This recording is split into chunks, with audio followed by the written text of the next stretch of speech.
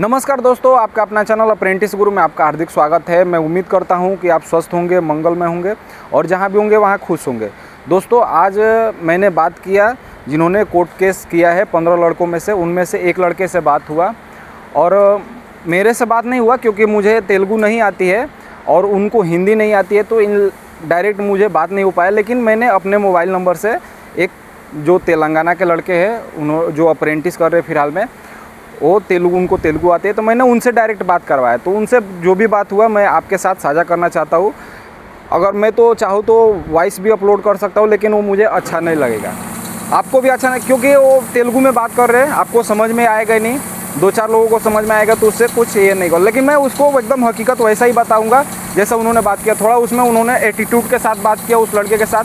वो लड़के ने बताया कि थोड़ा वो उनके अंदर अभी एटीट्यूड है, इतना एटीट्यूड है कि उसका कोई लिमिट नहीं है। क्यों एटीट्यूड है? क्योंकि उन्होंने एक बार एग्ज़ाम दे चुका है, 2019 में उन्होंने, सब लोगों ने एक बार एग्ज़ाम दे चुका है और दूसरी बार सभी लड़कों के बीच में बाधा बन के आ गए हैं। तो दोस्तों, हम इस पर उनसे क्या क्या बात हुआ, तो सबसे पहले अगली सुनवाई कब हो रही है इसके बारे में बात हुआ। दूसरा, क्या वो कोर्ट केस वापस लेंगे या नहीं लेंगे, इसके बारे में बात हुआ। कौन जीतेगा कौन हारेगा, इसके बारे में बात हुआ। तो चलिए हम आपको बताते हैं। जैसे कि वो भाई ने पूछा कि 22 तारीख को तो सुनवाई नहीं हुआ, अभी तक पेंडिंग दिखा रहा है, तो क्या कब तक डेट मिलेगा? तो उनका कहना है कि जब भी डेट मिलेगा 5 तारीख के बाद ही मिलेगा और ऑनलाइन के माध्यम से अपलोड हो जाएगा, ऑनलाइन ही अपलोड कर देंगे। अभी उसका कोई वकील से उन्होंने बात किया तो डेट के बारे में अभी निर्धारित नहीं है, जो है वो ऑनलाइन मिल जाएगा। दूसरा दोस्तों, उनका कहना है कि हम केस को वापस नहीं लेंगे, किसी भी हालत में केस को वापस नहीं लेंगे। क्यों नहीं लेंगे? क्योंकि जो उनका वकील है ना, बहुत तगड़ा है। मतलब वो बोल रहे हैं कि हमारा वकील ऐसा वकील है जिसने सारी केसें अभी तक जीती है, लगभग अधिकांश केसें जीती है। और अधिकांश केसें में मतलब उनका जो वकील है वो बहुत तगड़ा लेवल का उनका पहुँच है। पहुँच मतलब वो तगड़ा लेवल का बहस करते हैं, कहने का मतलब ये है, वैसा उन्होंने बताया।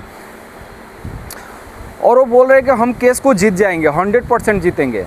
और मैंने उनसे बोला था कि अगर नहीं जीतते हैं इस बार, अगर कब तक आप केस को वापस लेंगे, उनसे पूछो कि कब तक केस को वापस लेंगे। तो वो बोल रहे हैं कि एकदम हम बिल्कुल लेंगे नहीं, क्योंकि उनके पास टाइम का कोई वैल्यू नहीं है। आपके पास टाइम का वैल्यू है तो आप अगले तैयारी करिए, अगले वैकेंसी का तैयारी करिए, अगले वैकेंसी जो आई है 22,000, इसका तैयारी करिए। इसमें भी सुना है कि कुछ लड़कों ने इस पे भी डिमांड बना लिया है, मतलब उधर साइड के ही, साउथ साइड के ही लड़कों ने इस पे ड्राफ्ट तैयार कर लिया है कि हमको भी केस करना है इस वैकेंसी पे। तो दोस्तों, इसमें किसी का नुकसान नहीं हो रहा है, सिर्फ और सिर्फ बच्चों का नुकसान हो रहा है। ना टीचर का नुकसान हो रहा है, ना रेलवे का नुकसान हो रहा है, ना सरकार का नुकसान हो रहा है, सिर्फ और सिर्फ नुकसान हो रहा है तो बच्चों का नुकसान हो रहा है। तो दोस्तों, आपको क्या कहना है, आप कमेंट करके बताइएगा, क्या ये लोग सही कर रहे हैं या गलत कर रहे हैं? इनको केस वापस ले लेना चाहिए या नहीं लेना चाहिए? आपका क्या विचार है? मैं समझता हूँ कि आप लोग बहुत परेशान होंगे, आप लोगों को तैयारी में मन नहीं लग रहा होगा, लेकिन क्या करें यार, सब लोग परेशान हैं। ये 15 लोगों की वजह से सब लड़के परेशान हैं। लेकिन इसमें किसकी गलती है? मैं यही भी अभी भी बोल रहा हूँ कि इसमें किसकी गलती है? इसमें तो रेलवे की गलती है ना सारा सर। ये रेलवे, वो लोग ठीक है, जब तक कोर्ट का डिसीजन नहीं आ जाता है, बोल रहे हैं हम वापस नहीं लेंगे, तो कोर्ट का डिसीजन रेलवे लास्ट में वही बोलेगी कि हमने 12.5 में मेंशन कर दिया है कि वो अभी क्यों नहीं देती रेलवे। जो बाद में बोलेगी कि हमने किया था, वो अभी दे देती तो काम ख़त्म हो जाता। लेकिन मुझे लगता है कि रेलवे ही जीतेगी इस केस में। अगर रेलवे भी जीती है तो रेलवे को कोई नुकसान नहीं, रेलवे हारती भी है अगर लड़के जीतते हैं तो भी रेलवे को कोई नुकसान नहीं, रेलवे में इसका कुछ भी नुकसान नहीं है। हाँ, ITI और जो हाई स्कूल का मैटर था उसमें रेलवे का भारी नुकसान हो रहा था, क्योंकि उसको पैसे वापस करने होते। अगर केस हार जाती तो उसमें लड़के का जो भी हाई स्कूल वाले हैं उनको पैसे रिफ़ंड करने होते। लेकिन ये रेलवे का एक नया नियम है, नया नियम मतलब बोले कि एक बेरोज़गारी का मजाक जैसे बनाता है ना, बेरोज़गार युवाओं का सब लोग मजाक बना रहे। देख रहे हैं आपका अभी काकरोच बोल रहे हैं वो, मतलब वो उस पर मैं नहीं बोलना चाहता हूँ, क्योंकि काफ़ी बच्चों को इस पर थोड़ा लगता है कि अरे यार क्या, ठीक है, मैं सीधे सीधे भर्ती पे बात कर रहा हूँ।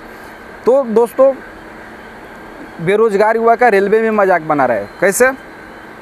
एक बार फार्म भरवाओ, उस भर्ती को 4 साल रखो और उस भर्ती पे जो उसका ब्याज आया ना पैसे, उससे उसका जो पैसे फार्म डाले गए उससे उसका ब्याज मिलेगा, उससे रेलवे का चलेगा धंधा, सरकार का धंधा चलेगा।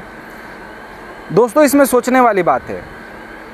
कुछ लोग बोलते हैं कि रेलवे तो पैसा वापस भी करती है। अच्छा कब वापस करते हैं, कितने लड़कों को वापस करती है ये भी तो बताओ ना। कितने लड़कों का आया? जिन्होंने पेपर दिया उनका ही आया ना सिर्फ, उनमें से भी किसी का कुछ गड़बड़ हो गया तो उनका नहीं आया। तो 1 करोड़ 10 लाख फार्म भरे, 1 करोड़ में फार्म भरे, लगभग 60 लाख लड़कों ने पेपर दिया, 40 लाख लड़कों ने नहीं दिया, उनका तो 1 रुपया वापस नहीं करेगा ना, उसका तो फ़ायदा ही हुआ रेलवे का। तो रेलवे जितना वैकेंसी निकालेगा उतना रेलवे को फ़ायदा होगा। ये रेलवे नहीं समझती है, लेकिन ये समझती है कि हाँ हमको फ़ायदा हो रहा है। ये जनता नहीं समझती है, रेलवे भी समझती है। तो वैकेंसी को जो रेलवे है ना बहुत लेट करना चाहती है। तो आपका क्या विचार है पूरे मेरे बात से आप सहमत है नहीं है, आप कमेंट करके बताइएगा। और दोस्तों आपका एक पॉजिटिव कमेंट मेरे लिए बहुत ही महत्वपूर्ण होता है। और सीधे सीधे इस चैनल पे सीरियस ही बातें आएगी, जो भी अब आगे आएगी मैं वादा करता हूँ, जो भी आगे बातें आएगी वो सीरियस ही आएगी। ये मैंने आज बात किया तो इसलिए मैं आपको बताया। अगर नहीं कुछ होता तो मैं आपके ये वीडियो नहीं अपलोड करता, मैं नहीं लाता। तो इस चैनल को आप सब्सक्राइब कर लीजिए। बार बार मुझे कहने से अच्छा नहीं लगता है, तो आप चैनल को सब्सक्राइब कर लीजिए, नया है तो आप, और सब्सक्राइब कर लीजिए और वीडियो को लाइक कर लीजिए। और ये अगर इन्फॉर्मेशन सही लगी है तो आगे लड़कों तक शेयर करिए। मिलते अगले वीडियो में, इंतज़ार रहेगा। जय हिंद, जय भारत।